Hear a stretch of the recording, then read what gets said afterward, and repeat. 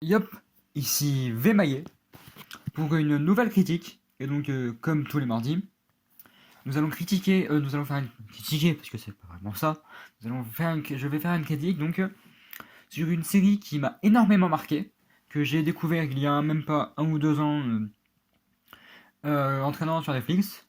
Et un peu comme Flash, j'ai mis du temps à me mettre dessus, à me mettre dedans même, parce que j'ai vu plusieurs fois la miniature de la série, plusieurs fois je me suis dit, est-ce que je la commence, est-ce que je la commence pas. Puis j'ai commencé cette série et j'ai été abasourdi tellement elle est bien. J'ai été vraiment fan de cette série.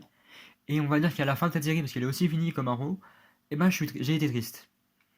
Donc bien sûr, cette série, c'est donc la série Gotham, qui a été donc produit le 22 septembre 2014 pour jusqu'en septembre 2019, qui s'est fini en septembre 2019 avec la saison 5. Donc c'est sur l'univers de Bruce Wayne et plus particulièrement de Jim Gordon et de tout Gotham, vraiment. Et donc c'est une de mes séries préférées, je vous le dis, et elle est finie donc depuis septembre 2019. Bien sûr, je suis pas un grand connaisseur de l'univers de Batman, de Gotham, donc ça va être une critique. Elle sera certainement moins de 10 minutes pour cette fois-ci, parce que j'ai pas beaucoup de choses à dire dessus, à part que c'est une très bonne série et que, bien sûr, je vais pouvoir développer sur quelques points, mais pas énormément de points. Mais c'est une très très bonne série, et d'ailleurs, ben, je vous la conseille fortement, parce qu'elle parle très bien de l'univers de Gotham. Les acteurs sont très très bien choisis. Je vais pas mentir là-dessus. Les acteurs, c'est un très bon choix. Et ça m'a aussi découvert plein de personnages que je connaissais pas bien avant et que vous allez connaître bien après avoir vu cette série. Et ben du coup, on va donc pouvoir commencer cette critique sur la série Gotham. On va commencer par le début. Donc, si je me rappelle bien, c'est Gordon qui est muté à Gotham et qui va travailler avec Bullock, mais bien avant, Bullock va avoir un partenaire qui va mourir ou qui va démissionner, je ne sais plus. Et Gordon va, dans ce premier épisode, déjà aller voir les criminels et aller les faire chier. Alors que la police n'avait pas l'habitude de faire ça. À Gotham, le JCPD s'en foutait un peu, il travaillait avec les criminels.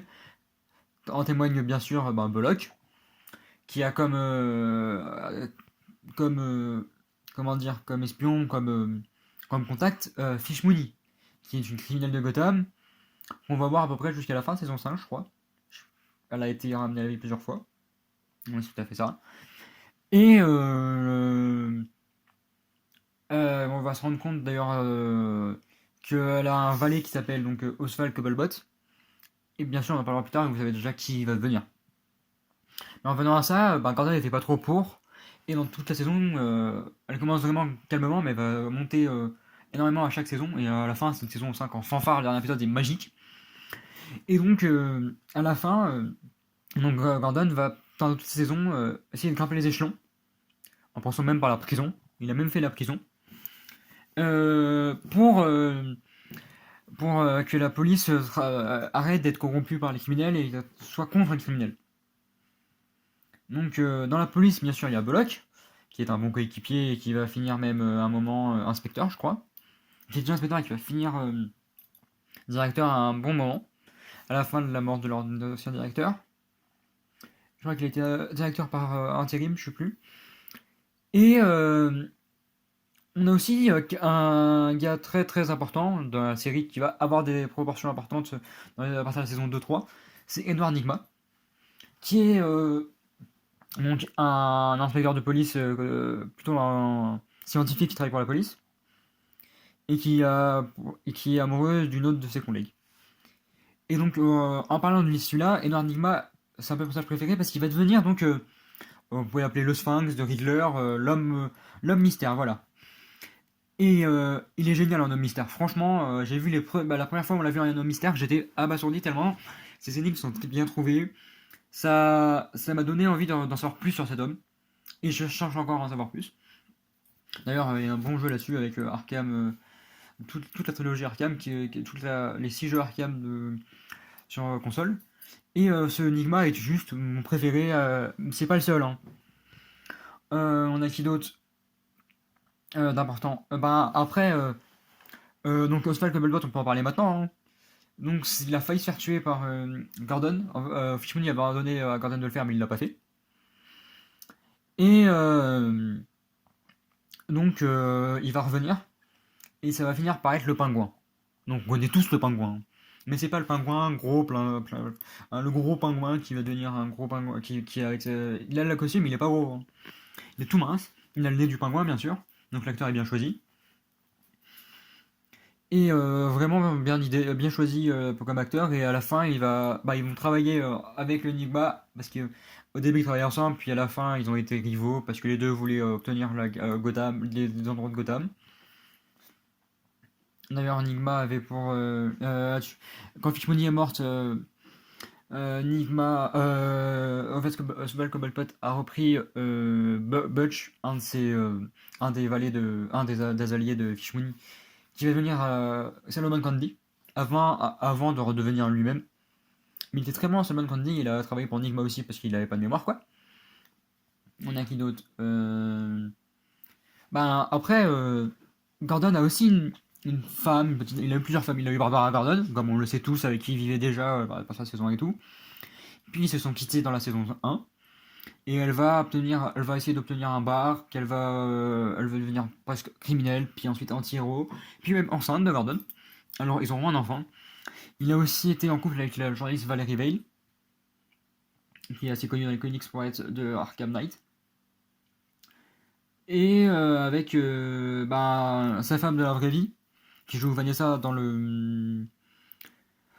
Deadpool. J'ai oublié son nom sur la série, mais les deux vont avoir des problèmes et ils vont revenir ensemble. Ça va être un peu comme Barbara, mais ça va finir, ils vont vraiment être ensemble.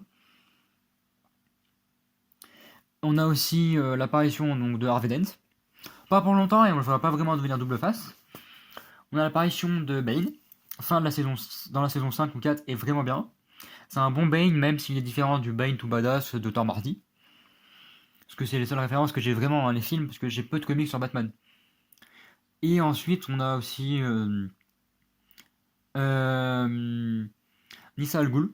C'est pas la mieux, je préfère de loin celle de Arrow. On a donc Ra's al Ghul aussi. Et bien sûr, comment on peut parler de Gotham sans parler de la plus grande famille de Gotham? Donc de Bruce Wayne, qui est la gosse. Et c'est Bruce Wayne qui va vivre avec Alfred, et il va faire des petits crimes, il va essayer d'aider la police aussi. Il a un peu l'âme du Batman avant d'être le Batman. Et dans la saison 3, il va rencontrer Ra's al Ghul, il va le tuer, je crois bien. Et il va se battre un peu, il va avoir une histoire avec Jérôme, le premier Joker, puis ensuite Jérémie qui va devenir vraiment le Joker avec l'attirail et tout, le physique. D'ailleurs, c'était une très bonne idée de penser à ce que Jérôme soit le Joker, parce qu'il était plus fou que son frère. Et à la fin, c'est pas lui, mais c'est un autre, c'est tout à fait son frère, alors qu'on pensait pas ça lui. Donc c'est un très bon choix. On a même une Harley Quinn. Mais en revenant donc à Bruce, oui, il va se battre tout au long, pour à la fin, dans la saison 5, être The Batman. Dernière apparition de la saison 5, The Batman sur un bâtiment. Meilleure fin possible. Même si j'aurais voulu une suite avec The Batman. J'aurais même voulu que l'acteur soit pris pour faire The Batman le film, ça aurait été bien cool. On a aussi Catwoman qui va rencontrer et qui va obtenir le lasso grâce à une alliée de Barbara, parce que les trois travaillent ensemble et elle va se faire tuer, l'alliée de Barbara. Par Barbara, je crois bien. Non, elle va pas se faire. Elle va revenir ensuite à la vie. J'ai tout oublié la timeline, c'est un peu bizarre. Et donc, elle va obtenir le lasso, elle va devenir Catwoman. Et avant, elle connaissait Bruce. On a aussi Poison Ivy, une gosse, pote à Catwoman. D'ailleurs, Catwoman, c'est un peu bête, je trouve, de changer l'acteur à la saison 5. Petit aparté. Et donc Poison Ivy va obtenir un poison, elle va devenir adulte, et devenir Poison Ivy, vraiment Poison Ivy, on va avoir la tirade de Poison Ivy, des choses comme ça. Et on a Alfred aussi, c'est un mec putain de badass qui va nous montrer son talent de badass, un peu comme dans Pennyworth, et qui est très fort, et ça nous étonne même.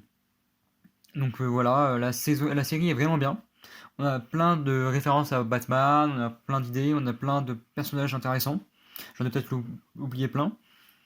Et je suis vraiment content d'avoir vu cette série et je vous la conseille vivement. Je pense la regarder plusieurs fois quand j'aurai le temps. Et l'acteur Ben McKenzie était le meilleur pour le Gordon, surtout avec la moustache à la fin. Et puis voilà. En tout cas, ben, on a aussi Freeze, donc j'ai pas trop parlé, mais au moins je viens de me rappeler. Et ben, en tout cas, c'était une critique sur Gotham. Et c'était donc Vémaillé. Ciao!